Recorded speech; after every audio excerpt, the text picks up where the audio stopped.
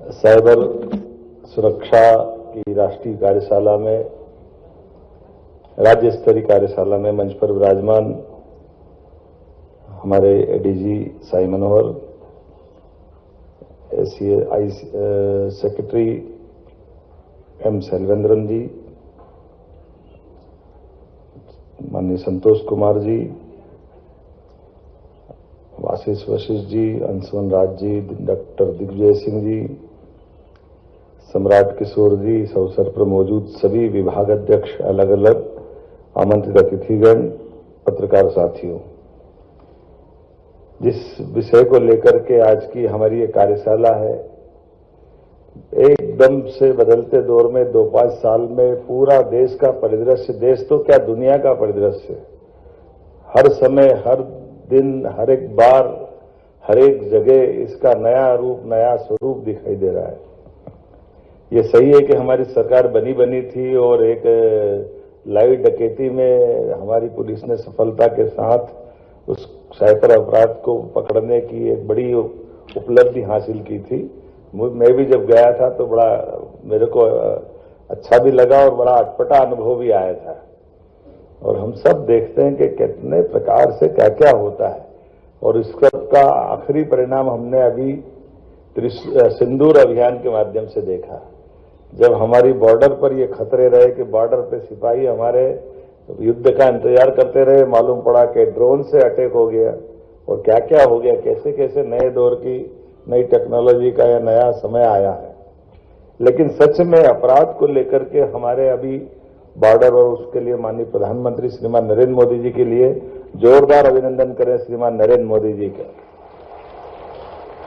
मोदी जी की ये विशेषता भी है कि वो समय के पहले समय, आने वाले समय को पहचान लेते हैं और उसके लायक उन सारी व्यवस्थाओं को, प्रशासन को, शासन को, सरकार को, समाज को अवेयर करते हैं।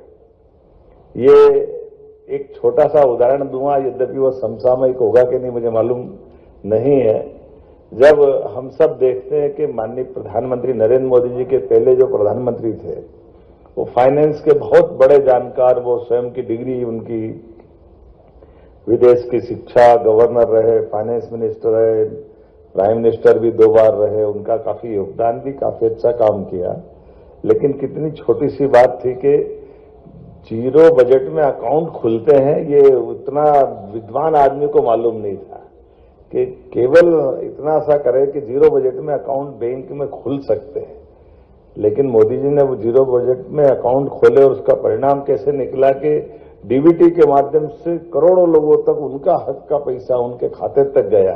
ये वाकई ये डिजिटल युग का एक बहुत बड़ा चमत्कार था, जिसके माध्यम से हमने सबने 40 साल पहले तत्कालीन प्रधानमंत्री जो राजीव गांधी कहते थे कि मैं 1 रुपया भेजता हूं 15 पैसे पहुंचते हैं, तो कठिनाई तो सबको मालूम थी, लेकिन कठिनाई का इलाज कर देना, और इलाज करने में जिस प्रकार से मोदी जी ने ये सारी चीजों को ध्यान दिया, आज हमारे सबके लिए सच में डेटा सुरक्षा ये महत्वपूर्ण इतना हो गया कि सीमा की सुरक्षा से भी बढ़कर है। कितना वाकई दर्दनाक है कि पूरी जीवन की कमाई अगर एक झटके से निकल जाए और वो पकड़ में ही नहीं आता, चारों तरफ से दरवाजा बंद, ताले बंद, चारों तरफ सुरक्षा लगी, माल पूरा गायब, कोई आया ना गया, कहाँ गया, तो हवा में उड़ गया। जो बाजार में अपन पहले सुनते थे कि ये कोई अदृश्य शक्ति आएगी, अब वो अदृश्य शक्ति कौन सी आएगी मालूम नहीं, लेकिन अभी हम अपने से महसूस कर रहे हैं कि अदृश्य शक्ति साइबर में आ रही है। तो जैसे आ रही है ऐसे देव मार्गों पे भी खड़ा करना पड़ेगा देवताओं को। इन सारे राक्षस युग के समय हमारे लिए आज के समय में ऐसे सारे प्रबंधन करने की आवश्यकता है, जिनके कारण से हम ऐसे लोगों से निपट सके। सच में यूपीआई का लोहा दुनिया ने माना है, और आज के इस अवसर पर जब डिजिटल माध्यम से लोगों को लाभ पहुंच रहा है तो सुरक्षा की जवाबदारी भी उतनी ज्यादा है, और ये तभी नागरिकों का विश्वास इस व्यवस्था से बनेगा। हमने सब ने मिलकर के जिस प्रकार से अपने राज्य में ये माहौल बनाया है, और माननीय प्रधानमंत्री जी के आग्रह पर आज डीप फेक, रेनसमवेयर, डेटा चोरी और साइबर अपराध की चुनौती पर ये जिस प्रकार का समय चल रहा है, मुझे इस बात का गर्व है कि आज दिन भर की कार्यशाला में आप सब वो मार्ग खोजने का प्रयास करेंगे। और थोड़ा सा संकेत में है, लेकिन ये बता भी दिया कि लापरवाही करोगे तो वसूली भी आपके विभाग से होगी। इसलिए केवल कहने सुनने की कथा कहानी की जगह नहीं है, ये जवाबदारी की जगह भी, जो भविष्य में हमको अपने उस व्यवस्था के प्रति प्रतिबद्ध कर रही, जिसके हकदार हम हैं। तो आज के इस अवसर पर जब हम प्रदेश साइबर सुरक्षा को प्राथमिकता दे रहे हैं, तो मैं मानूंगा कि आज के इस पूरे कार्यशाला के माध्यम से हम ठोस निर्णय तक पहुंचेंगे। मेरी अपनी ओर से खासकर ये बात सही है कि राज्य का डेटा यह सबसे मूल्यवान संपत्ति होता है और आप सबके माध्यम से हम निश्चित रूप से इस पर सफलता के साथ आगे बढ़ेंगे। आज के इस अवसर पर मैं थोड़ा विलंब से आया, इसकी क्षमा भी चाहता हूँ। कुछ कारण से लगा कि बहुत महत्व का विषय, इसलिए पहले तो लगा कि शायद मैं समय पर नहीं पहुंच पाऊंगा, लेकिन हमने कहा भले थोड़ा भी समय क्यों न हो, जरूर आने की आवश्यकता है, जिसमें हमारे भविष्य की बड़ी संभावनाओं पर बात हो रही है और ऐसे में हमारा नहीं आना ये थोड़ा गलत हो जाएगा। और इसीलिए एक घोषणा भी मुझे दी है। मध्य प्रदेश सरकार मध्य प्रदेश के महू में military college of telecommunication engineering एवं शैक्षणिक संस्थानों के सहयोग से राज्य में साइबर सिक्योरिटी रिसर्च सेंटर स्थापित करेगी। मैं ये घोषणा कर रहा हूं अपने राज्य के अंदर।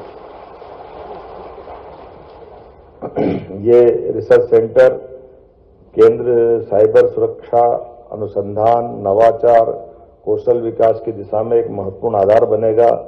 साइबर खतरों की समय पर पहचान और निगरानी में आधुनिक सुरक्षा व्यवस्था स्थापित करने में भी इसकी महती भूमिका होगी। यह व्यवस्था केवल प्रतिक्रियात्मक नहीं, बल्कि पूर्व अनुमान आधारित निरंतर सतर्कता की दिशा में ठोस कदम रहेगी। आप सबका आभार, बहुत बहुत धन्यवाद।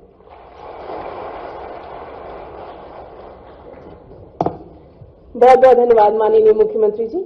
और जो घोषणा आपने की है उसके लिए आप सभी से निवेदन करूंगी एक बार पुनः जोरदार तालियां हो जाएं। और इस सत्र के धन्यवाद उद्बोधन के लिए मैं मंच पर आमंत्रित करना चाहूंगी श्री अंशुमन राज जी, प्रोजेक्ट डायरेक्टर, स्वान, MPSCDC।